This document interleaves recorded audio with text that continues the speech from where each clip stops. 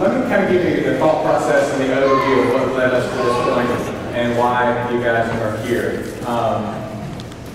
When we were going through the adoption process, the thing that we couldn't get enough of was stories of other people. We wanted to understand what experiences other families had had, and just hear that it worked, hear that it was normal, hear the process, hear the challenges and struggles and that kind of thing. And so in our little miniature body of believers that we have here, we have a high percentage of families that are going through the process. And so I thought if we could put together something where we discuss those details, it may be helpful, and then open it up to the outside world and see who else wants to join us.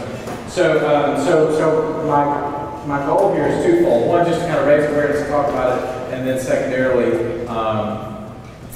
to provide encouragement and answer questions to those other families.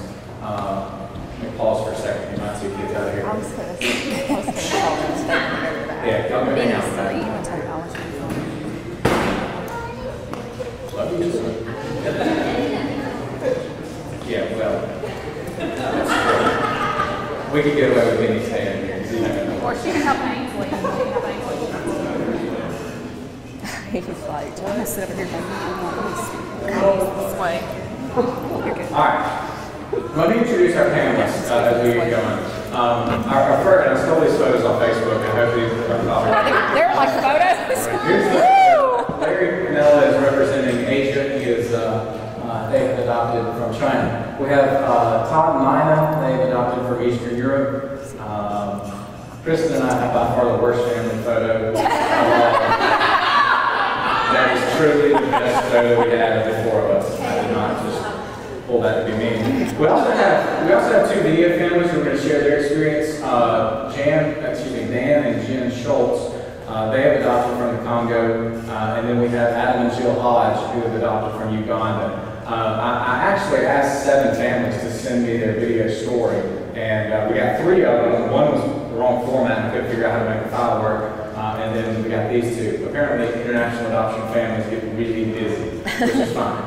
So this is our panel for today. We've got 5. Let me start by just kind of going through who adopted where, when, really briefly. I'll let the Schultzes break the ice since they're up here. We're going to talk background for just a second. Let's see if you can hear me. No. Kelly, do you have any sound for the thing? I was trying to go on. All right, we're going to Schultzes start. Schultzes, again. Hello, the Schultzes. I'm Dan. I'm Jen. And we recently finished an adoption from the Democratic Republic of Congo. We adopted a girl named Agape. Okay, if you heard that, they adopted a 7-year-old little girl named Agape from the Congo. We were with them in the country, and so that's how we got to know them. So we're gonna run through 7 topics today. We're going to touch on the background, which we'll do in just a second, let everybody kind of share where they came from. The call to adopt, what led you to this process, the process itself, what's it like, and how long were you in the country, what was the time, that kind of thing. Surprises along the way, challenges once you're home, family integration and how that has all worked out, and then advice. So that's our stepping stone. Let's start just I guess with Larry. Larry, who, when, where? What's the brief summary there? We adopted an 11-year-old girl, Mia. Her Chinese name is Su Buyun, Su being the surname. And so we kept her name Mia Buyun. She's from Beijing, China, and she spent all of her life in an orphanage in Beijing. She was abandoned at 3 days old.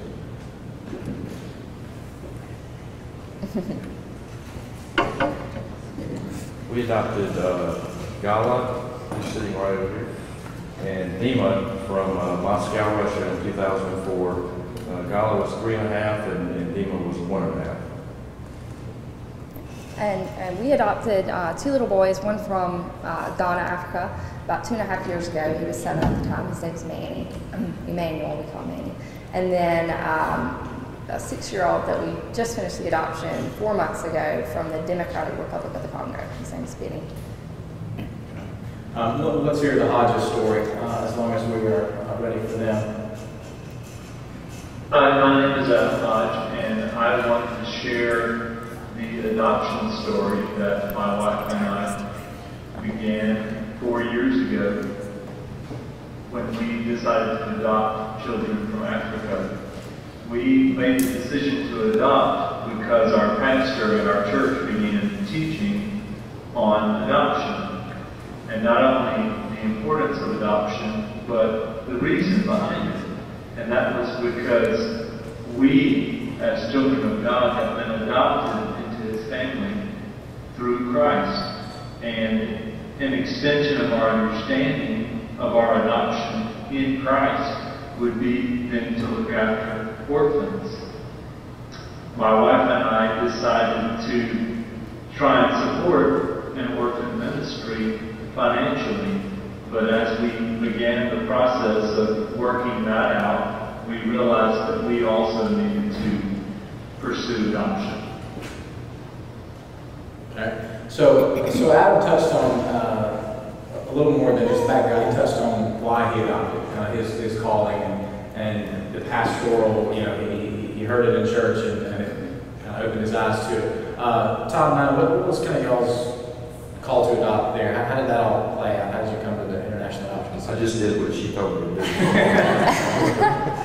That's how I get that one. I will say at the time let me just back up. I am adopted. My brother is adopted. My mother-in-law is adopted. He's adopted. His stepfather adopted him. So it's what we know is adoption. When we married, I think we'd always thought we would probably one day adopt, but then we were unable to conceive. We just decided not to go down the really long, hard road of infertility treatments because I was taking care of my elderly parents at the time. So God's timing was just perfect, and we had run into some other people that had adopted from Russia, and they shared their experiences with us. That's the other little Russian right there. And so anyway, when we started the process, we did not, it wasn't this grandiose, we're going to go save the world and enter adoption or orphan ministry. We were wanting to build our family. And so we adopted Gala and Dima, and really we were home, 4 or 5 years before God really, at that point, involved us in orphan ministry. So just don't be surprised what God does, after you do it or while you're doing it. But we didn't, like I said, our goal at first was to build our family and to have a family, and so that's kind of how we got into it. Okay. So. Christine, you want to share? Yeah, sure.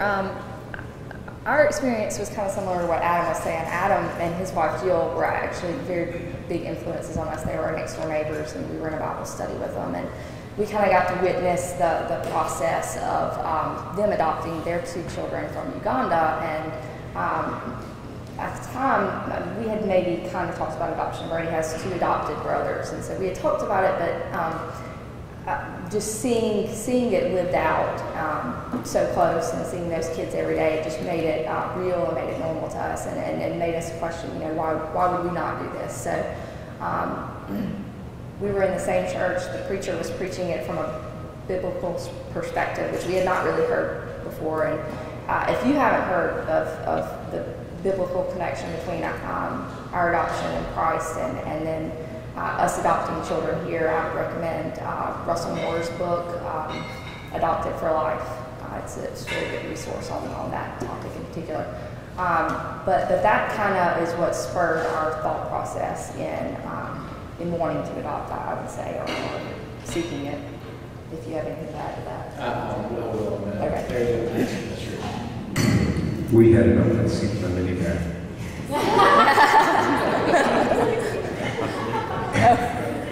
Actually, we were unlikely adopters.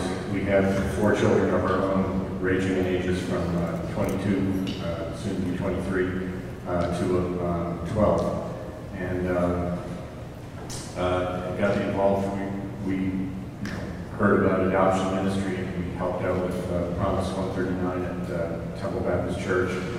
Cook meals, and I would do music demonstrations for the orphans that would come over. But that wasn't on our radar, and it was through Mary Margaret Carley gave a testimony about adopting this little girl from China, special needs little girl named Lily, who has cerebral palsy, and talked about that at Awanas one night when Betsy was helping out, and I talked about website called Rainbow Kids, which is special needs children. Betsy went on the website and saw a lot of profiles, but there was one little girl that just kind of stuck in her brain. For several days, she could not stop thinking about this little girl. And so she said, "Do you mind if I inquire?" And I'm like, "Well, God has something planned here. I don't want to stand in the way." So she inquired. Mia was slated to be adopted. 3 weeks later, we get an email saying that the couple that was going to adopt her backed out because the wife lost her job. And it is an expensive process. And so they asked us if we wanted to adopt. Well, to get started, we had to lay out about $750, which we didn't have. Half an hour after my wife read the email, Forest General called her to tell her she was getting a bonus that she knew nothing about. And so at that point, we said, God is up to something here. We better not turn it down. And from there, it progressed the whole process. But we brought Mia home. We picked her up a year ago, this past February 28th, and arrived back on U.S. soil on March 15th. So she's been with us a year. And it's been a God-ordained adventure. Like I say, we're unlikely adopters, and God has been with us every step of the way, and it's been amazing how each challenge, each difficulty that we come up against, God just kind of nudges that ball out of the way. But we've always had to go to Him about it. Good. One question that always comes up in our family, I guess, is why international? If you were called to adoption, why international, not domestic? Todd, do you want to attack that one first? I know that's a big question. I think part of it is because I was adopted in Germany, so it was kind of a little natural to have an interest in another country.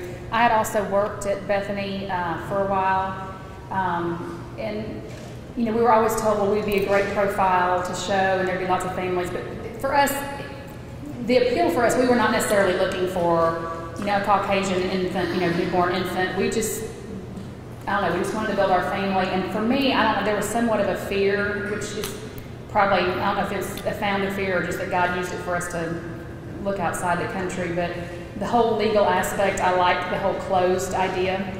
I like the fact that I'm not going to worry about somebody knocking on my door. And then, and for some people that works out fine. I just was very nervous about that. So I did like the whole closed idea. And having been adopted from that kind of a situation, that it really has never bothered me. So that was probably a lot of the reason why we pursued international. Any other? Larry, you kind of shared yours. Kristen, you want? Well, we considered both domestically and internationally, we looked at really various countries, and I truly believe the Lord just steered us initially to Ghana. We had actually gotten on Rainbow Kids as well, and that's how we found Manny, who was much older than we ever intended. He was 6 at the time, and he was 7 by the time that we had gotten him. So Kristen was only 19. No.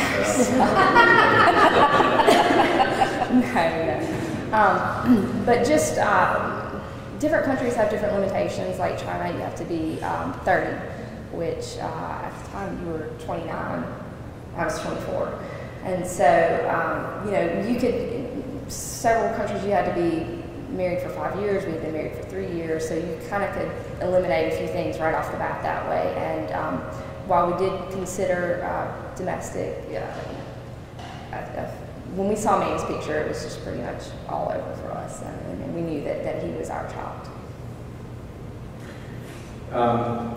Larry, you kind of mentioned that you were the kind of maybe spouse that was slower to come around initially to the idea. Personally, I was on board from the get-go. It was Kristen just slow in the process. No, just kidding. I was kidding. No, we didn't really have that. We were both on board from the get-go, and so like Kristen said, when we saw Manny's photo, for whatever reason, we just kind of knew. Todd, did y'all have any slow to come around discussions here? I'll just share from my perspective just about how, I didn't put a lot of thought into it. I mean, she had put much more thought into it than I had. I was the guy that I guess just God just kind of touched my heart, and I didn't think about, you know, what country, what it was going to be like, didn't analyze it a lot. I didn't read a lot of books. I didn't do a lot of that, which there's nothing right or wrong about that, but I guess I'm just saying how God worked in my life with it is that you don't have to do that. You can, you know, God can touch your heart by adoption. And with us, the first 2 videos that we received from Russia, God just, you know, zapped my heart, or however you want to put it, touched my heart, and I knew from the moment I saw his and her picture that that's what we wanted to do. So some people do a lot of thinking about it, a lot of analyzation on it, and God can use that. But then sometimes from a guy who doesn't put a lot of thought into it, it's okay. You know, God can touch your heart, and you'll fall in love with these kids. So everybody has different experience in that area, but for me, it was just I knew from the moment that God bonded my heart before I even met my children.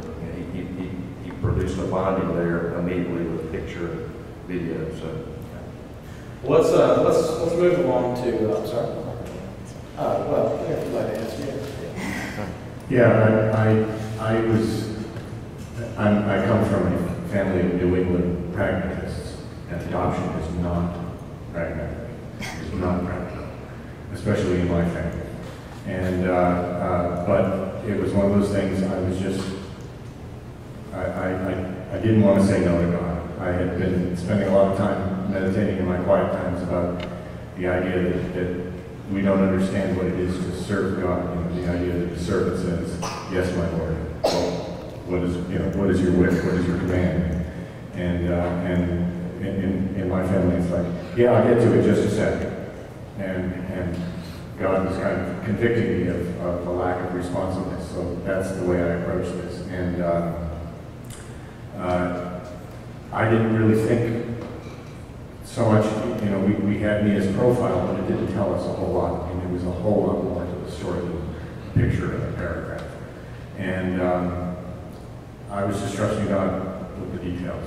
I wasn't so much a personal bond from the profile or anything like that. It was just, God has opened this door, He's kicking down the walls, meeting us at every obstacle, and so I'm trusting Him with it. And the bond didn't start until after we took possession of Mia, and I realized how God had gotten us there. I realized how much more we needed Him to bring us through the process. But I also realized that this girl's life was about to change dramatically, and not even us understood all of this going to take place. Let's talk some about the process that we're going to speak on today. Let's listen to what Adam has to say first off. Oh wait, sorry. It took me 7 hours to make this. So, if you don't mind, I'm going to show that again. Hold on now. Okay, you ready? Everybody pay close attention.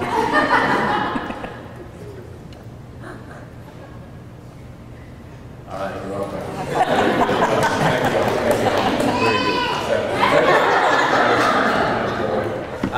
So let's talk some about the process.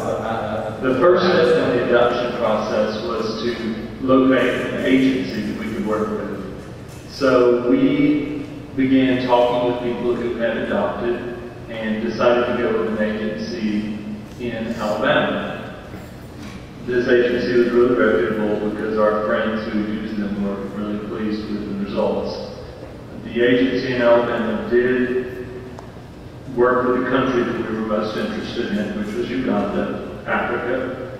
We were interested in Uganda because Uganda is primarily an English-speaking country, and we were adopting older children, and so to have children who spoke English was really important to us. Now, ironically, our children did not speak English when we met them. However, it's no problem now. After selecting an agency, we began the process of filling out paperwork.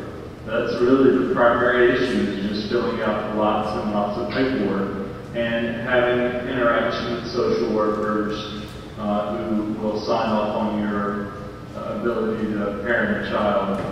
All of that took probably 8 months. Within 1 year, we were traveling to Africa. We were in Africa for 30 days approximately. We received our children on the first day that we arrived. They stayed with us the entire time. The court process was somewhat easy.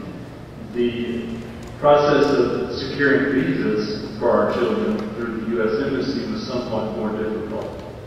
But ultimately, we arrived home and back in the States and had our children with us after approximately 1 year of working toward adoption.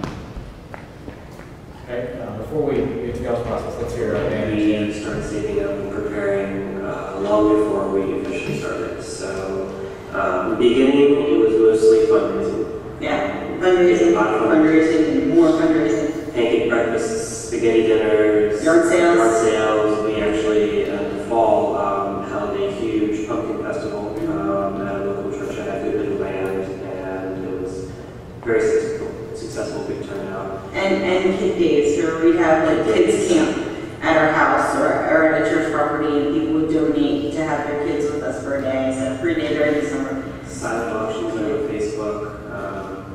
There are so many opportunities, it's endless. Yeah. And then after that came the paper process, which I can't even begin to go into all the steps involved in that. It's just very long. And every time you think that you're done with all the paperwork, there's more. Or, there's a new government requirement in either America or the country you're working in. So just be prepared for speed bump after speed bump and more papers after more papers. But there is an end. Actually, we haven't seen the end yet, though, because now we're doing the readoption or refinalization for an IR4 visa. So we're still in the paperwork, even though our daughter's home. We actually still have a paperwork to do too with Benny. We haven't officially readopted him yet, so he's not a citizen, but we didn't do that. We've been home 9 years, ours still aren't Yeah. readopted. Yeah, I was never readopted, so. Good. Kristen, why don't you kick it off? They covered a lot. What more can you tell us about the process? Okay, so we have two separate processes since we have two separate adoptions, so I'll kind of run through both quickly. With Manny's adoption from Donna, start to finish, it was about 9 months. There was the paperwork process in the beginning, and about 7 months in, we traveled. We ended up staying in Ghana for 2.5 months, which is not typical. Most families do 2 trips. You go over for a court process, and then you come back and wait out for, like he said, the U.S. Embassy to grant visas for the children to come into the States, which can be lengthy. At the time, we thought it was going to be, 4 weeks. Yeah, 4 weeks at the most. And the orphanage that Manny was at, it was not just the best of situations. It was a typical African orphanage. And so, with his job being flexible, we were able to stay for the remainder of the time, which did end up being 2.5 months. And we did finally get the visas and did get home 9 months start to finish. So other than that, it was fairly easy. With Benny's, it was about 11 months. We started in January of last year and finished in November. And we had found his agency. I had mentioned Manny's agency we found earlier through Rainbow Kids, which is a website that has photo listings and whatnot of information about children that are needing to be adopted. With Benny's, we found an agency that some friends had recommended that they knew people who had used it, and so we got in contact with them and kind of started the process with them, and they actually had a waiting list of children as well, and so we looked through those children and found little Benny and landed on him, and paperwork, and then traveled in October of last year, and it was the court process was done, so he was our child before we ever even met him. Let's turn it back there. And so when we went over, it was strictly to get his visa. up. So it was supposedly it could take up to 2 weeks, and ours actually took 2 days, which we had prayed. And I actually prayed, let it be 2 days, and then it was. And then we couldn't get a flight home any earlier, so which was fine because we needed the time to bond with just him. So it worked out well. Process. Our process, gosh, we've been home 9 years, so much of it is kind of a blur, but ours from start to finish was 9 months. You know, and it's so sad that actually that Russia has closed because they did a really good job. In most places, at least in Moscow where we were. When we went to Moscow at the time, it was the last place that was just a one-trip region. So we were there for, what, 3.5 weeks? And so it was one trip. Within the 3.5 weeks we came home.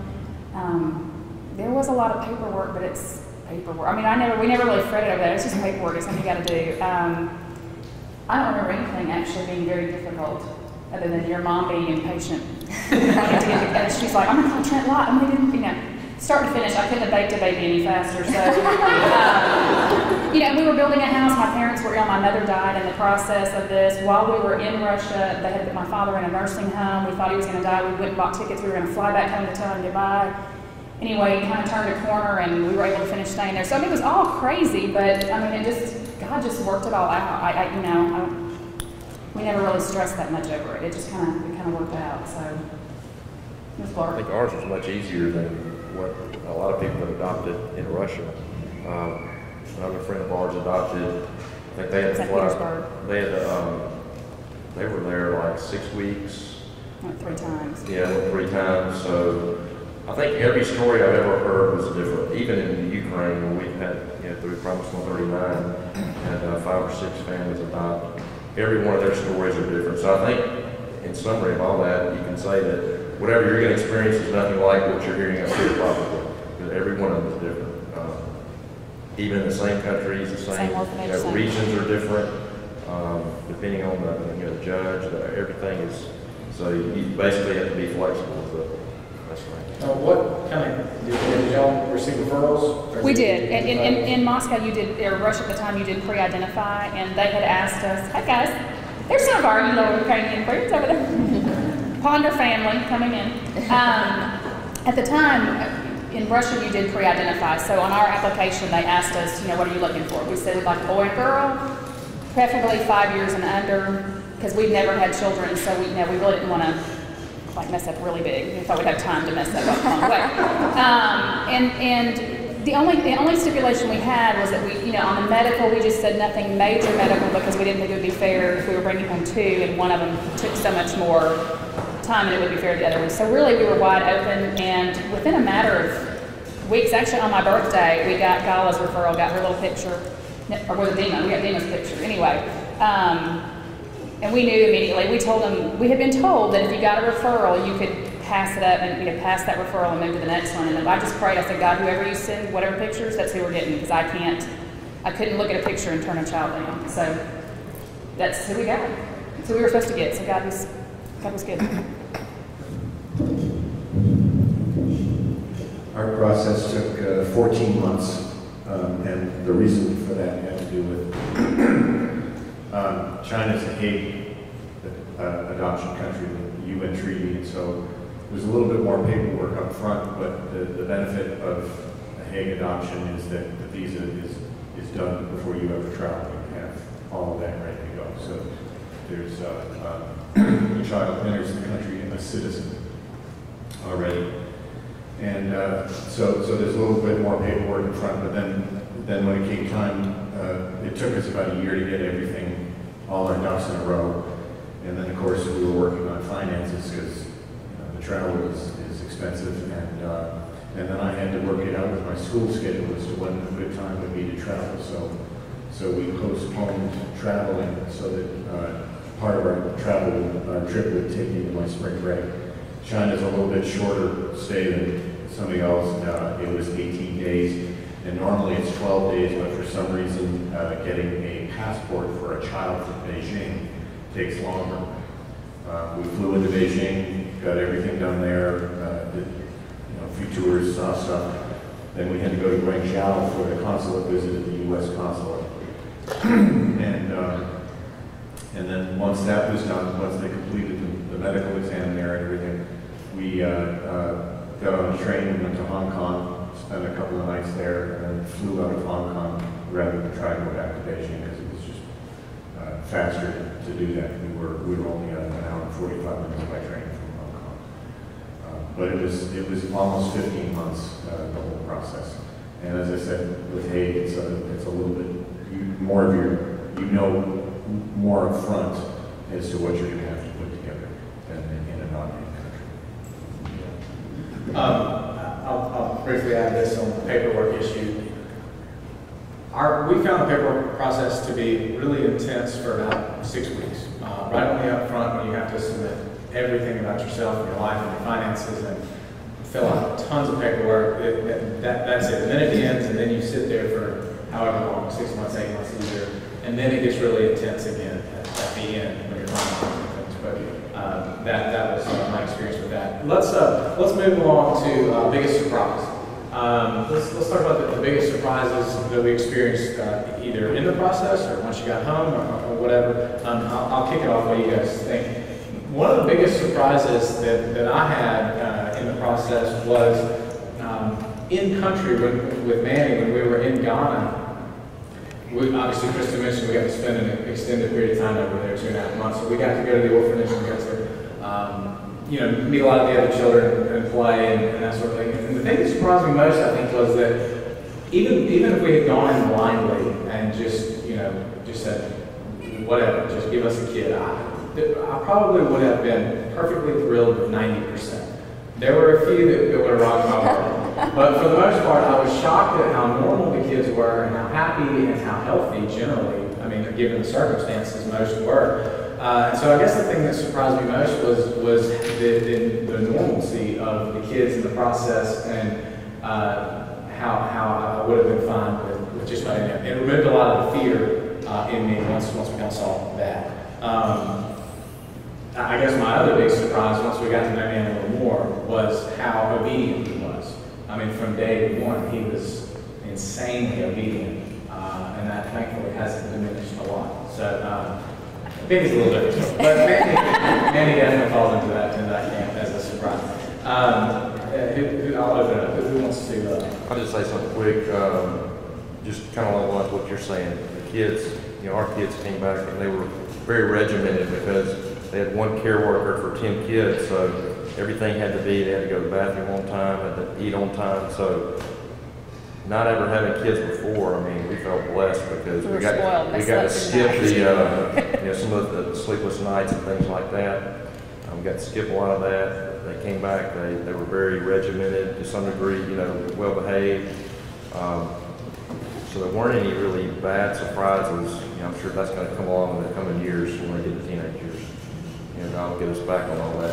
But, I can't think of any surprises. They were very, and a lot is because they were so young too. That had a lot to do with it. Our biggest surprise once we got home is that our little boy, who was 18 months, did not explode from all the food that he ate. He ate nonstop, and he did level out. But we were just concerned. But there was just something about that. When we saw him at the orphanage at 18 months old, he was sitting up at a table eating soup out of a bowl with a spoon. There was nobody helping him, so he had more on him than in him. So he truly was very hungry, and it wasn't that they didn't have food, it's just that they were kind of on their own with that. So, but he has more than made up for it. He still loves to eat, but Hey Brady, I think also Dina or Larry went up here. They have a much very different experience. Some of their experience would be very good. Very fresh. Come join. Very fresh. Oh, hey, that's one way to get out of here. Hop out. Oh, now we see it. Come on, Dina. All right, well, she makes her way up here. Here, let Dina, you can stay with me. Kristen, surprises in the process? I don't know that I would say it was a surprise, but I think we kind of went into Africa with the perception that these children didn't have any living relatives. And we've met a lot of families in the process, in both processes in different countries, and truly that's just not the case a lot of times. For Benny, we don't know of any living relatives, but for Manny, he did have some family that was alive, but that were unable to take care of him for various reasons. So I think we had this perception that there was just mass abandonment or I don't know, what's the word I'm looking for? That there was no living families, I suppose. Yeah. And I think a lot of people had that perception just from talking to all the families, and that necessarily wasn't the case. I don't want to say it's orphan by choice, but in Africa they view kids a lot differently. And if it's a financial burden or if it's just sometimes just an inconvenience, they'll quickly pass it off to an orphanage or to a situation where they think someone will feed the kid and care for the kid. So the whole setup was different than what we initially thought it would be when we got there and we saw it and heard the story. We literally met Manny's living relatives and that kind of thing. It was different. Still, it was a need because either way he was going to spend his life in the orphanage and would do something. So, but it definitely was a different twist. So surprises from I guess. And I'm sorry, if you would kind of introduce yourself, maybe kind of give the 30-second overview. I'm Dina Ponder. My husband Larry back there. We adopted 3 from Ukraine last summer. We have 2 biological kids. We probably break the record for anybody who spent 3 months in country. Yeah. Surprises in the process? Well, obviously the length of time was a surprise. Ours just kind of surpassed others for a number of reasons. But I don't know. I have read lots and lots of books to try and prep me for worst case scenarios, and we haven't had those worst cases, so maybe that's our biggest surprise. Yeah. And tell how old the children are that she adopted too, because they adopted. We adopted, at the time, 16-year-old, 15-year-old, and 8-year-old. Our biological kids are 12 and 9. Gotcha. Larry, you're up. Ours came with lots of surprises. Chinese are not, they are not always forthcoming about the details with the children. In part because they do not, it's like if the child is healthy and is eating, we don't need to know any more than that.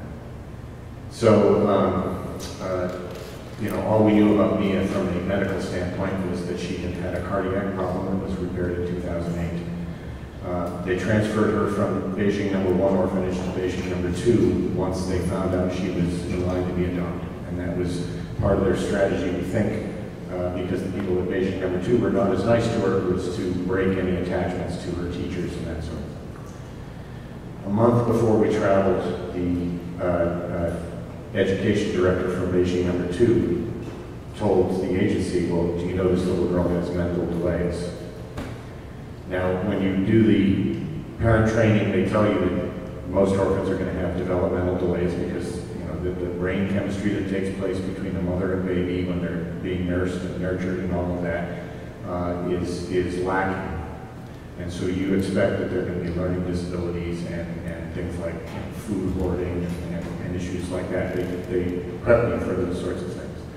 So we did not know what we were in for. We didn't know whether this was just simple developmental delays or whether this was, some form of retardation or something like that. And it's interesting because a few months before we started the adoption process, my wife had a colleague who, at Force General, who has a little girl who has some unspecified chromosomal deletion, and they thought she might have Williams syndrome, so they were doing some reading on Williams syndrome. I had read a book by Oliver Sacks called Musicophilia, Tales of Music in the Brain, and he has an entire chapter devoted to this chromosomal deletion called Williams syndrome, because Williams syndrome children are very responsive to music. They love music. They love to dance. They're very interesting that way. But we had no idea. And so a month before, we get the word that she has mental delays, and we're like ready to stop dead in our tracks. And we prayed about it and realized, God had met us every step of the way, and that if God wanted to stop this process, we had to let him stop it, not us.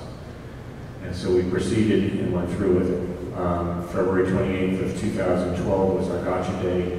We picked Mia up from Beijing number 1. They had brought her back to number 1 because that's a fancier orphanage, and wanted to impress us. And so we brought her home and brought her back to the hotel. And there's something called institutional autism, which is autistic-like behaviors. Most of the time it's sort of a survival mechanism, mimicking behavior of other children in the orphanage.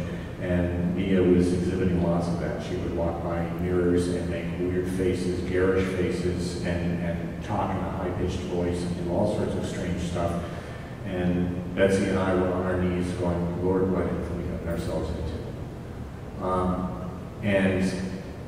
But at the same time, we just proceeded, steady as she goes. And after a few days, things started to settle in. I had one of those Nokia readers, and I had Dr. Seuss books on there. And one of the features of Williams syndrome is that they are very sensitive by ear, and they pick up a lot of things by ear. This is an incredible story. 2 weeks after we got her home, she went into her special ed class at Thames Elementary, and they found a big copy of Green Eggs and Ham. Okay, Mia cannot read or write in Chinese. She can barely, her handwriting is just now to the point where she can write her name. She's just now up to Claude Books level 3, so she could not read. She picked up that book and followed with her finger and recited Green Eggs and Ham from memory in English, not being able to otherwise speak English, and it was just, so there was these dramatic surprises that scared us to death, and then there were these amazing surprises that told us that God is at work here, and we just better stand out of the way and pray. So, thanks. Let's hear from our video families here. I think initially we went into it knowing that when you're working in a foreign country, things can be a little haphazard, but I don't think we realized just how different from America things can work, especially in Africa, where we get adopted from. We can't speak for other countries, but as soon as you begin to do paperwork for America, and then you see the things that must be done on the Africa side of things, America has timelines, and you can get in contact with people, and you can get your questions generally answered. It does not happen on the Africa side of things. It is what it is. The biggest surprise for us regarding international adoption was certainly working with the U.S. Embassy. We found that to be surprisingly difficult. The embassy does not just freely give out visas to children simply because you've adopted them. That really is of no consequence to the embassy. They want to be sure that children being adopted are being adopted legally, not just through the local government or the state government, but legally in the eyes of American policy. And so that was really a huge process, just trying to get visas for the kids. It turned out well, but just a word of advice, be prepared when working with the U.S. Embassy. Larry touched a lot on the challenges that he's faced, so let's transition into that. We'll let our video family start it again. That's my slide. Challenges. She has good days where she's very happy and obedient and just not at all a problem, perfect child. And then she'll have weeks that she is very resistant, and we call them her orphan behaviors, and she even has orphan stare, where she's still just hanging on to that whole, like, it's very uncomfortable for her to get rid of. And so she'll act out, and on the surface level, she looks like a horrible child, for instance. Just even say that, but so much is within that it's very hard for her to process. So she's in a new country, a new family.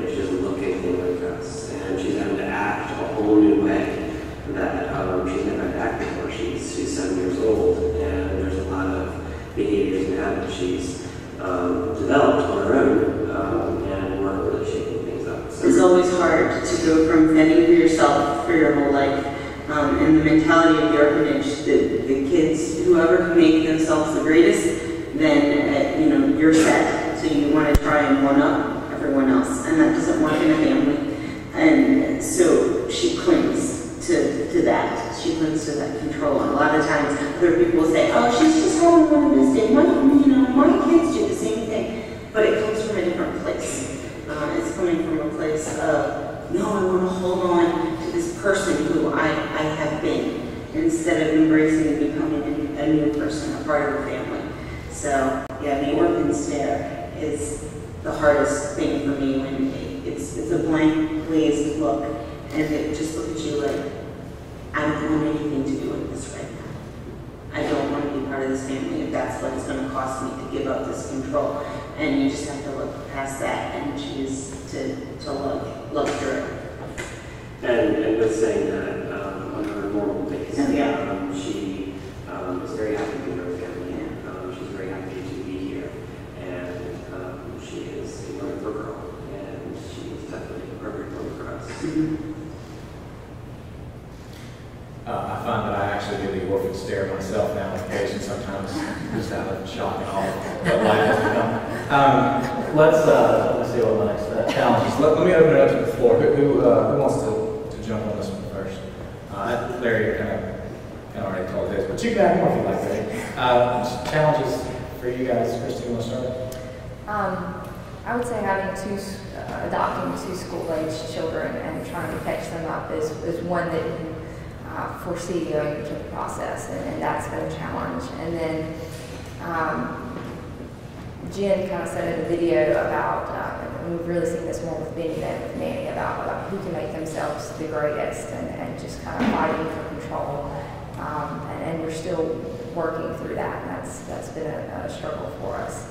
And then also, Manny, being home for 2.5 years, had kind of gotten used to being an only child, and so while he was very excited to get a little brother, it's been a more difficult transition than I think we foresaw, or he himself also. But having said that, it's been both processes. It seems like there's a negative tone right now, but both processes have been very good, and I don't know, just a blessing to us, I would say. And so, just with children in general, there are challenges and struggles, and so, adopted children and older children and children of different race from you present their own challenges in and of themselves as well. So. I'd add to that, I personally had it took me a while to really feel attachment and feel a bond. It was probably a year, really, or maybe even a little longer. The first time I really kind of latched on to the fatherhood thing with Manny was actually when someone tried to correct his swing in baseball. And I was like, it's my kid, I think you are trying to correct his swing. And that was kind of the first little instance where I thought, all right, I'm going to take ownership of this. And that was like a year and a half into the process. And I know that sounds bizarre, but it does take a while, at least from a daddy standpoint. Now, Kristen flipped the mommy switch like week 1. But it took me a little while. To me, it was still like a stranger in the house, and he's eating my food, and that's my Oreo, and whatever. So I had a little longer lag time to feel that attachment and that bond. That was a little bit of a challenge and surprise to me. But, I was just laughing. Sorry. For us, it sounds like ours was just a piece of cake. I think for us, what was so easy is that we did not have other children, and that we got both of ours at the same time.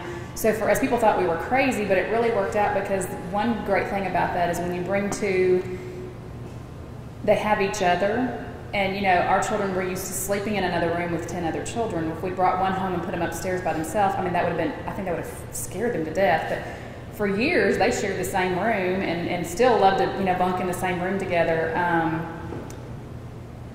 Surprises, though, I think as I'm listening to some of these other stories and some of the families that we've worked with in our Ukrainian orphan ministry, I think there's no way you'll ever know their full story from a government, from a piece of paper, from anyone, even their caretakers. There's nobody that knows their whole story but them.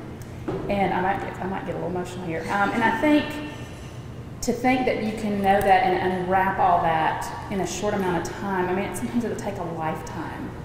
And, you know, even though I was adopted at birth, and, you know, I mean, that's all I know. There are things that I don't know that you always process, even from a good situation. So I think the key word in all of it is just grace. You know, grace for them, grace for you, grace for the whole family. That, you know, you're just humans that are trying to seek out that love that you're looking for.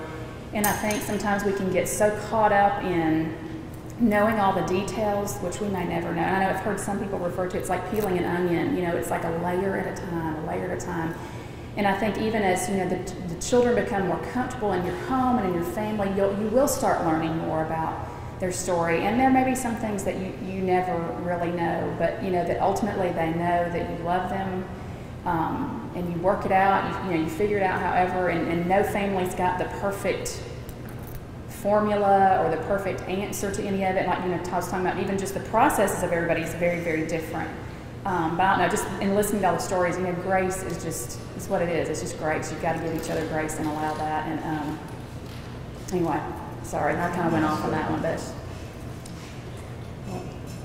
Challenges for us, we almost doubled the size of our family. We went from 4 to 7.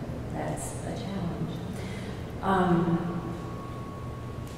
We kind of had the situation where we were blending 3 families because 2 of the children we adopted were biologically related, the other was not. So we had our original family of 4, the 2 biological siblings, and the 3rd child that we adopted. And so blending all of those backgrounds and expectations and just different perspectives on what family is a challenge. Personalities, blending all those personalities is hard. This has definitely been the hardest thing God has ever asked me to do, but it is so good. It's so good. I would have to echo what Nina said. Regardless of what information you think you have on your child, you have that much. You just don't know everything there is to know about your children. And of course, those of you who have biological children know that you learn new things about them all the time as well. You know, watching arguments between the kids and working out conflicts between them, and the tempers burst, you know, and working through issues of, and I don't think this is going to surprise any of my 3 adopted children who are sitting here listening to this. When my youngest son, there have been moments when he's gotten angry and I just want it to be like it used to be. And getting everybody comfortable with the fact that it's never going to be like it used to be. All 5 of you are my children, and you always will be, and nothing's going to change that. You're just going to have to suck it up and deal with it. Get over it. Get on with life. Come on. You just got to work through it like every other problem we face.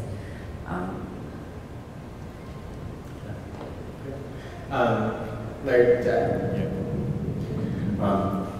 Dina hit upon something that we have also dealt with, and that is if you have your own biological children and you were added to your family through adoption, one of the things that you have to do is take all your expectations that were based upon your experience raising your own biological children and push those off to the side. The learning curve is going to be much, much different, even if the child is healthy and doesn't have developmental, or doesn't have some sort of syndrome or something like that. You have to put all that aside and let them learn at their own pace. And as Dina said, extend a lot of grace and be patient. God is going to extract patience out of you never thought you had. And in terms of blending with the family, you know, the person in our family most affected by this was Rosemary. And in the preparation before we ever, you know, when this was all going through, we would at night, you know, before bedtime, pray for Mia, pray about the challenges, be mindful of the fact that she did not know what the dynamics of family were like, and that there was going to be a lot of bumping and bruising.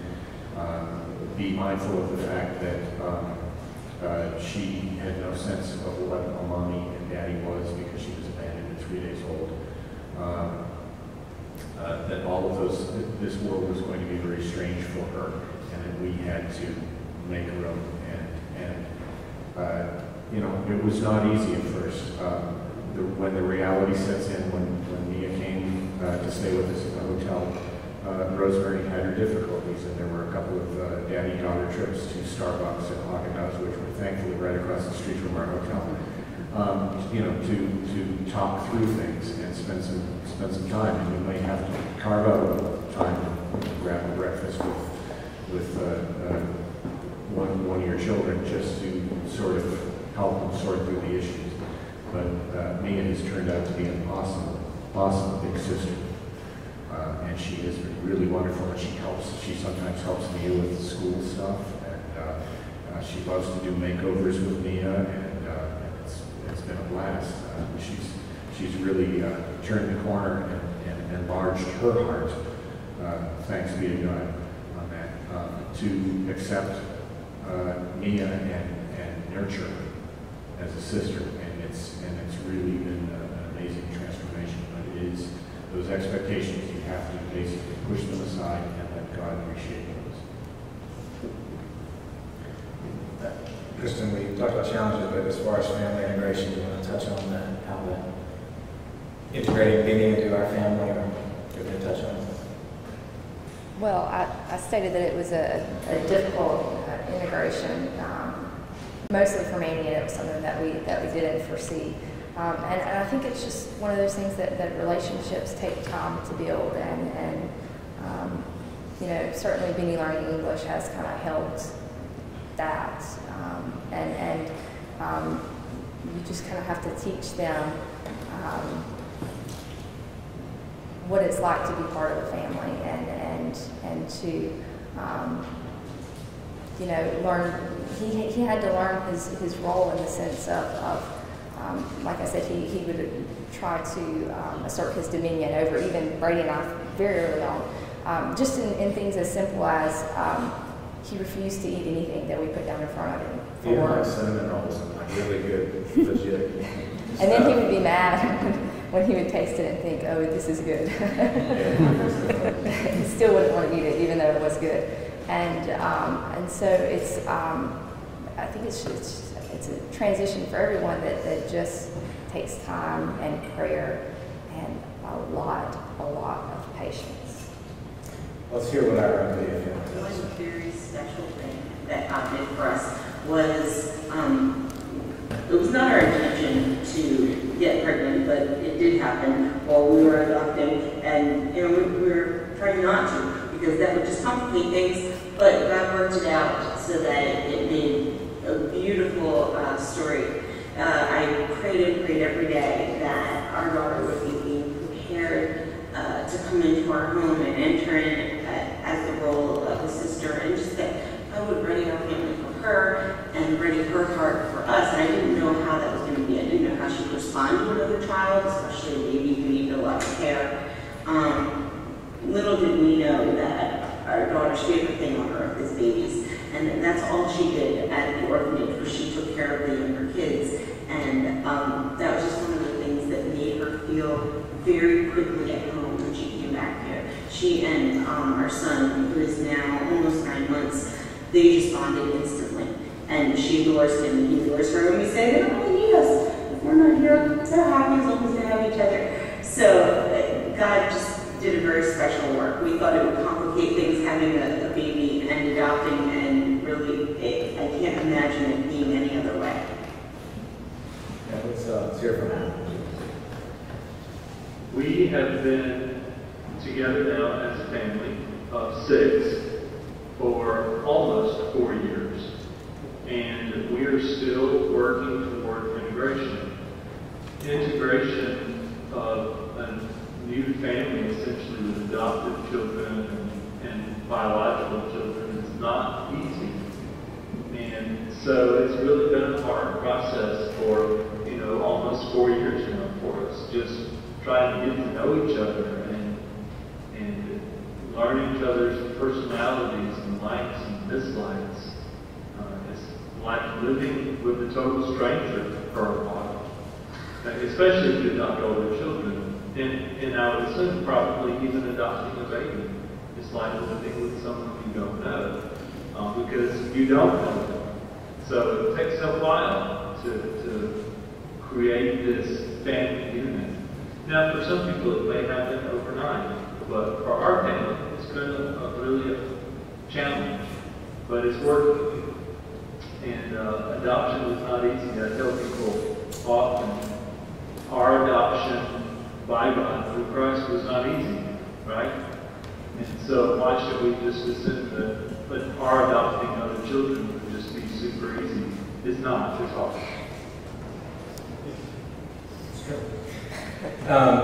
Let's move to the final little segment. We'll open it up to question and answer. Advice. Quick round of advice for those families who are either considering starting the process or in the process. I'm going to let our Savidia family start it off. Let you guys.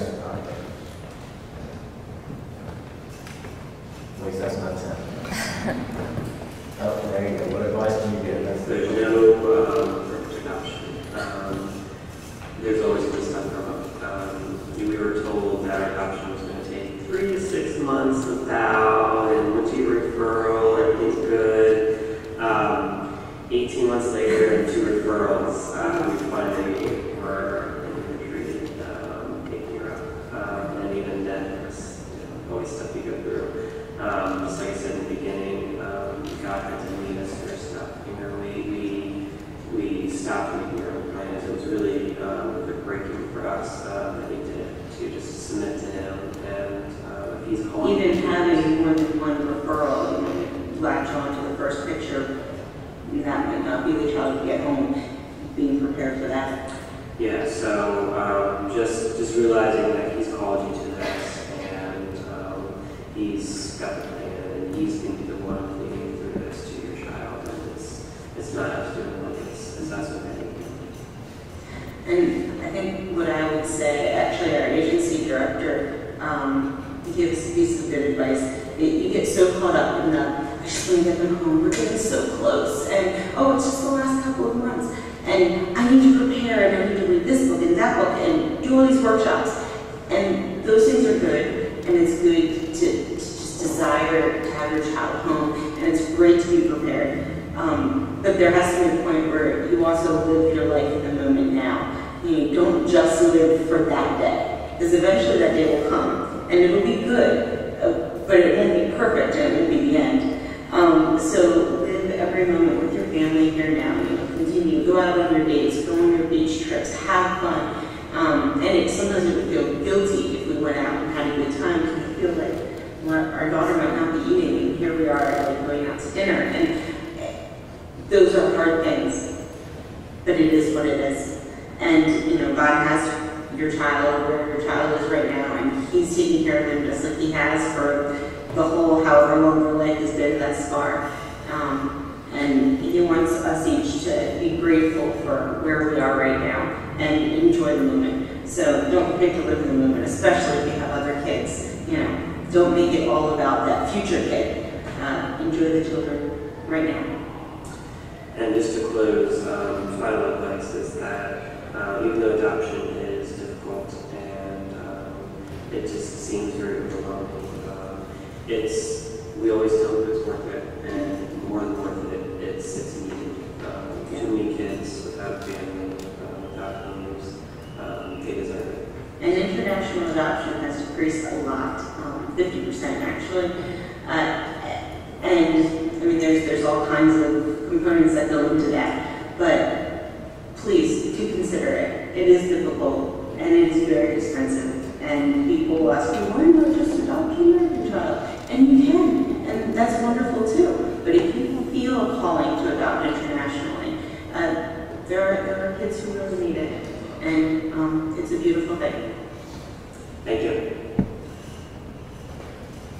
The advice that I would give to families who are considering adoption is to get to know other families who adopt them.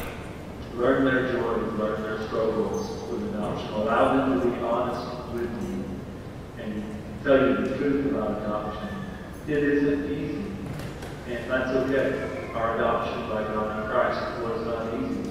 And so therefore, for us to think that our adopting other children will be easy is probably naive at best. And get to know these families and allow them to pour into you and teach you what life will be like after the travel day. And once you begin trying to learn how to integrate these people into your life, that will be the most helpful advice that I can give you. Okay. Final thoughts of advice. Who wants to crank it up? Who's ready? I would echo Adam's get to know families who are adopting, because that's the best way to see whether you adopt or not, what your role can be in adoption and maybe just supporting families emotionally or financially or whatever it is. Whatever the case may be, I suppose. And sometimes it can be as simple as just babysitting 3 times a week for families who have That's your adoption ministry. That's good. 3 times a week? Also, I would say, if you're going to adopt and you're not of the mindset of just kind of go with the flow and whatever happens with the court and with the embassy and visas and all that, I would adopt that attitude to just go with the flow, because it is a crazy, hectic process and things change all the time. And so you just have to kind of remember that God is sovereign and He is in control. And, if you were supposed to, both of our timelines were supposed to be shorter, but they didn't end up being that way. And so if it was supposed to be that way, and, whether you get your child in 6 months or a year or never, God is in control of that, and He is sovereign over those circumstances. So just have that mindset that He is in control and that He will bring it to fruition when it is most glorifying to Him. Yeah, I would agree that the families that we saw that had the biggest struggle, it was an internal, they just couldn't relinquish that, had to be in charge. Those families who just kind of had that laid back attitude, I've done what I was supposed to do, now just let God handle it, had a much smoother time than those who had to understand every single step and know exactly whose desk, what paper was on, what day. You can just drive yourself berserk. I echo also about as far as finding other families and just being able to share, and not even so much getting advice, but having someone who you can vent to a little bit and also laugh. I know several of our different friends that have come home and they'll share some stories, and you just start laughing, not at them, but with them, allowing them to laugh at the situation, because you can make yourself just like nuts. But the other thing I do want to say, and maybe it's just because I am an adult adoptee, but every issue is not adoption. Every issue your child has is not an adoption issue. A lot of times it's just stinking personality, because you can blame, and a lot of times that can be, blame their child's broken, they're adopted. It's not that. It's not that. And I'll tell you, any relationship worth having is going to be work. If you're not working on your marriage, then you probably don't have a very good marriage. If you don't work on your close relationships, your friendships, probably not great friendships. So, any relationship is going to be work. And I think if you're not careful and the other thing too, I think that you have to keep in mind is if you go into this with the idea of, I am rescuing a child, you are rescuing a child from a very uncertain future. But you have to be careful. You cannot expect any child of yours, whether they're biological or adopted, to be beholden to you and to appreciate all you have done and sacrificed for them. That's not even human. That's not in their brain. That's not the way they think. They're going to be just like every other child and experience all the same things. So I think if you're realistic about that and you think, it's going to be work, just like all my other relationships are, and don't have this, mindset. Just like as parents, we'll say, you should, appreciate what all I've done for you. I find myself saying that, like, I was really appreciative at 10 years old. So those are just two things that come to mind.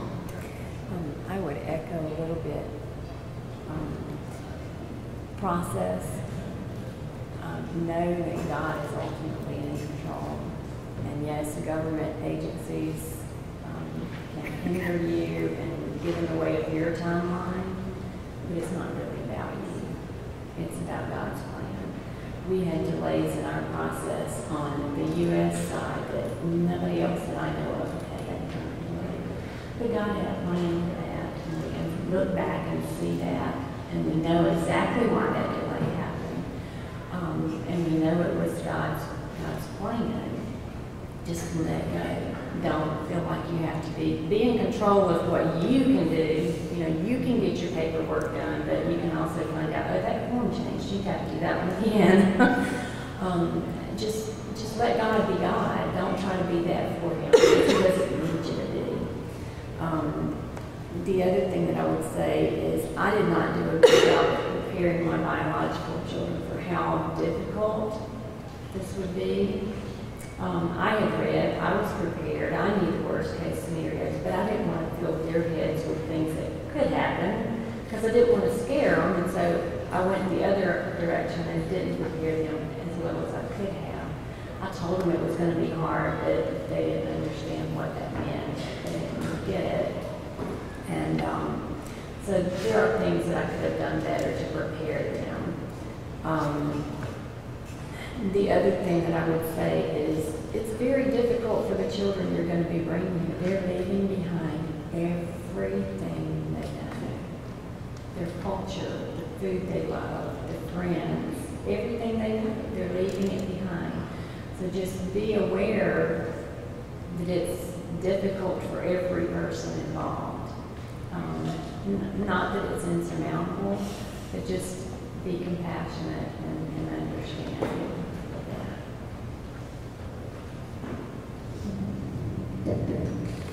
I guess I'm completely agree with everything that's been said.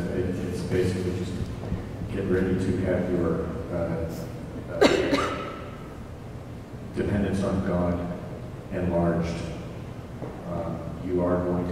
It's not something you can do if you think you've got parenting and raising kids down. It's all those paradigms are going to be shattered. It's not something you can do in your own strength. It requires dependence on God. And you have to be happy being dependent on God, which we all should be, ultimately. We should want to be where God wants us to be and where God is doing something. And that's been something, that's a neighborhood we live in daily now, whereas we used to function a lot in our own strength before. But where God is, there are blessings beyond description. I mean, blessing after blessing after blessing, and miracles all over the place. And just watching the transition and the unfolding, you just have to trust God. He will do it in His time. It's not, the to-do list, all of that, all of the agendas that you think you're going to get this done and put it together. It's going to happen when God decides it's going to happen, and how God decides it's going to happen. And He will meet the needs when you face the obstacles and the difficulties. You go to Him, and lo and behold, something happens. And He's been there for us every step of the way. And it's God's work. That's the thing. It's God's work. You just get to participate. But it is His, and He will be glorified. Thank you, guys. Let's open it up to questions. Anybody have anything we didn't touch on that maybe we should have? Any thoughts, comments? I'm going to ask Bridget, if she will, to speak real briefly on fundraising.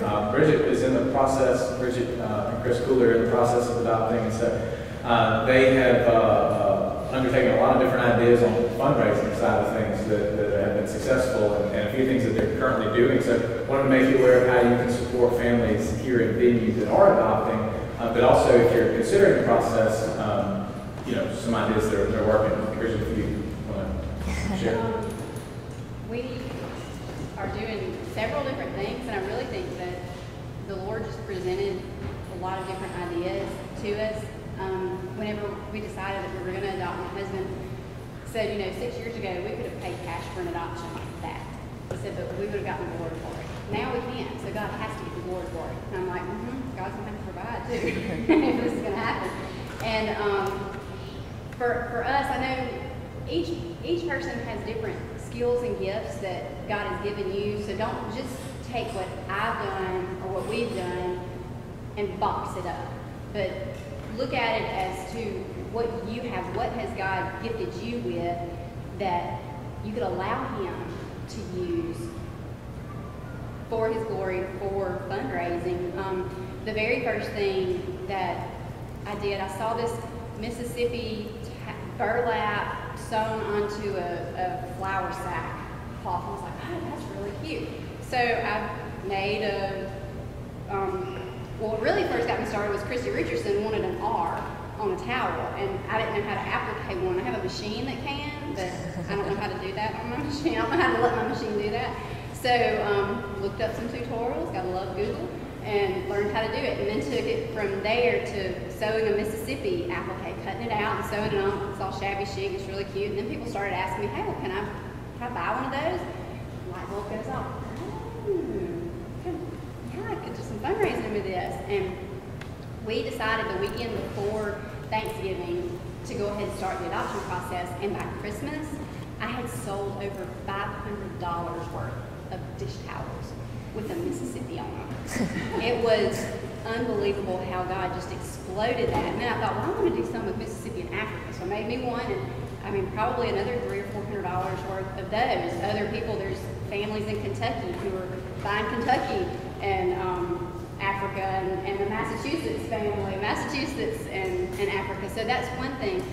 God gave me a gift of sewing, so using that, and also I teach sewing classes.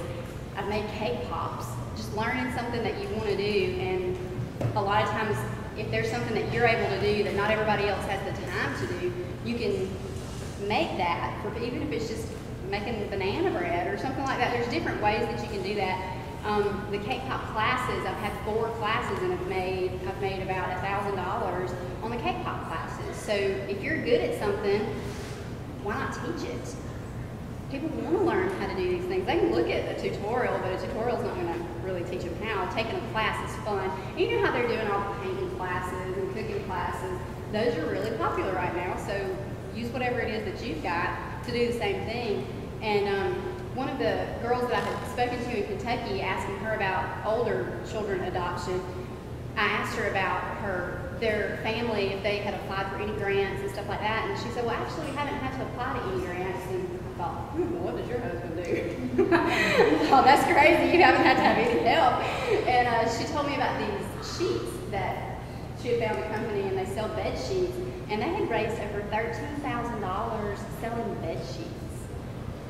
I was just blown away. I was like, how, in my mind, thinking, how in the world did you raise $13,000 selling bed sheets? That just doesn't make any sense. But it has kind of spread like wildfire. We sent out an email about 2 weeks ago, and I think we've made $300 or $400 just in the past couple of weeks. Carrie, I sent the email to friends, and then some of my friends have sent it to their friends. Like Carrie's mom in Michigan has already taken up an order and has taken up other orders. So people really enjoy being a part and helping. You know, God may have not called them to adopt for their family, but they do feel the Lord telling them, you need to care for orphans. And by allowing them to support your family, you're letting them into that plan as well. So it benefits everybody. And I kind of had to get over in the beginning, they're helping me. So I don't really want to ask for help. That doesn't really feel so good. It's kind of like that thing where you say be dependent on God. It's much easier just to be dependent on us. But getting over that and looking more at, they're not just helping me, but they're doing it for these children. No, it is not about me. I'm just getting to parent them, but they're helping them. So thinking of it in that sense, I think the fundraising idea, I know some people may be a little squirmish about it, but it's really not about us. So, like you said, get out of the way and let God do what He wants to do. Let me mention two things with that as well. One, we'll have a church-wide garage sale April 6th, right about that, April 6th. So that's a great way to come, get good things and good deals, but also to help families and get you financially. Another thing that Kristen told me to remind you of, there is a tax credit, at least as of this year, unless it's gone away, I think it's still there, that you get a $13,000 credit, not a deduction, but a cashback credit from the IRS at the end of the year. Is that not all that? Take all that? I think it's It's not spread out refundable. over several years, right? Oh, okay. Well, it offsets taxes. Larry's the accountant. Larry's the accountant. Stand up. Well, there was a year it was refundable, but that's gone away. And it's 12,000 and change. And by the time you couple that with Mississippi, you're almost 50,000 per child. But it is a tax credit, so it's real money. It's the liability. Can you carry forward? Yes, you carry forward. It's either 3 or 5 years you carry forward. What do you know about step IRS? No, I'm just kidding. Just kidding. Okay, and finally, one of the alerts you guys to a ministry we have is really unique here in Hattiesburg. Todd and Nina both are involved in really over a ministry called Promise 139. It's an orphan hosting ministry. Nina, do you want to share a thought on that? If you're interested in not necessarily taking a plunge yet, but you care about orphans and you want some involvement, this is a great way to kind of dip your foot in the water and see what you think. And the Ponders are also founding members of this thing, this thing we do. We had visited, several years ago, we had visited a group in Birmingham that hosted children from an orphanage in Ukraine, and they brought them over for a camp, 2-week camp. And there were many children that were being adopted through this process. And so on the way home, we just, from this little overnight trip, we all just started talking about it and just saying, this is something that we could do. And so we didn't think we'd be able to do it for several years, and this was in August we were talking about it, and that next June we had children at our house for 2 weeks for camp, and God just really worked out all those details. But we've established a relationship, as best we can call it a relationship, with this orphanage in Ukraine, and we have had 3 camps to date, and we will be doing our 4th camp this summer, June 28th through July 15th. Is that correct? Yes. And they'll come and stay. All the kids, they all live at our house for the 2 weeks, but we go out and we do all kinds of different activities. And anyway, it's a great way to meet children, to spend time to minister to orphans. You do not have to be looking to adopt, and nor were Larry and Dina looking to adopt when they started in this process either. But, just coming out and loving on them, there are so many ways to spend time with them, whether it's coming to help serve a meal, come swim with them, go on the field trips with them. One of the favorite field trips they do is the Target shopping. A lot of people love to go with them, and you just kind of walk with them through Target shopping. And I actually am usually at home doing something when this happens, but I've heard great things about it, and trying to communicate English and Russian and how much it costs. And anyway, it's quite interesting. And you might want to share some about camp. I was on that initial trip to Birmingham to look at this camp, and I only went because my little boy, who's 9 now, was 4 or 5 at the time, was so upset that his sister was going to all these different camps in the summer, and he didn't have anything to do. So we went on a mission trip, and just fell in love with the idea that my young kids could get involved in international missions right here at home. And that's kind of how we got involved. And, somebody mentioned earlier, y'all adopted blind, right? You didn't pick out children before you kind of,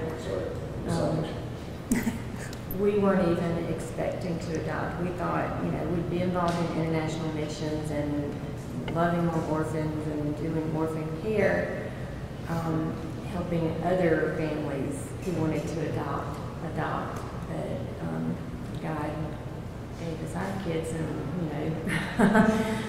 but we do all sorts of things when these kids are here. We go skating and bowling, and we eat out, and we have games on the site where we play basketball, soccer, fish, just hang, and it is loads of fun.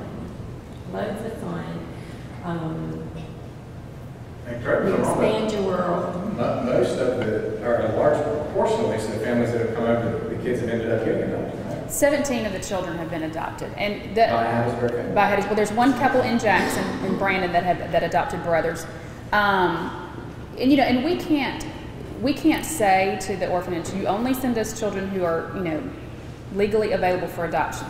We can't say that legally, but they understand where our heart is, and that our heart is to try to, you know, whatever children can be placed in a home, we'd love for that to happen.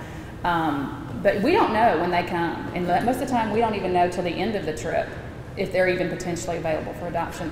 And kind of the good thing about that is you share the love with all of them, you know, and we don't let people, I mean, if you have questions about adoption, we certainly answer them, but we don't, it's not about adoption for these kids when they're here. It's about loving on them and sharing the love of Christ with them. And we allow God to, you know, take care of all the details, because you talk about being not in control. We're not in control whatsoever. We're not in control of who comes. I mean, now this year a government official has to travel. We don't even know if they can, you know, if and when they can travel. We just kind of lay it out there each year, and God, you know, trust God to send who He wants to come. So, and it's really been neat to watch the families and the stories that have occurred over the last several years. And I know we've just been very blessed being able to be a part of it. We have not adopted again, but you know, we try to help facilitate this. And I can't speak for Todd, but I mean, I think our lives have been forever changed by all these kids. And I mean, you know, getting to see them at church every week and watching God do some really neat things in their life has been pretty amazing for us. So if you want to be a part of it, you're welcome to come, just volunteer. I promise you don't sign a contract that says I will adopt a child. But it's fun for your kids to come and be a part. And we have a website, it's promise139.org, or find us on Facebook. That's the easiest way, because we'll send out messages that way. It's just Promise 139, which is part of Psalm 139. And we need volunteers. And you know, you never know. There's other people. Our biggest heart is for them to be exposed to more families and let God do the work of speaking to people's hearts. So we'd love for you to be a part and come have fun with them. And we still don't speak Russian, you know. It's 1:30, so I know everybody's probably ready to get on with their day, so we'll go ahead and wrap it up there. I would encourage you, Adam's advice was a good one. If you're interested, talk to families. You know, obviously we're here, we're open. So if there's questions that you have, track someone down and you know, talk one-on-one, that kind of thing. I want to thank first our panelists. Thank you guys for being part of it. Thanks for me for putting it together. And thank you guys. I'm done. Thank you guys. Appreciate y'all. I was just going to recommend get a smartphone with Google Translate. Very much.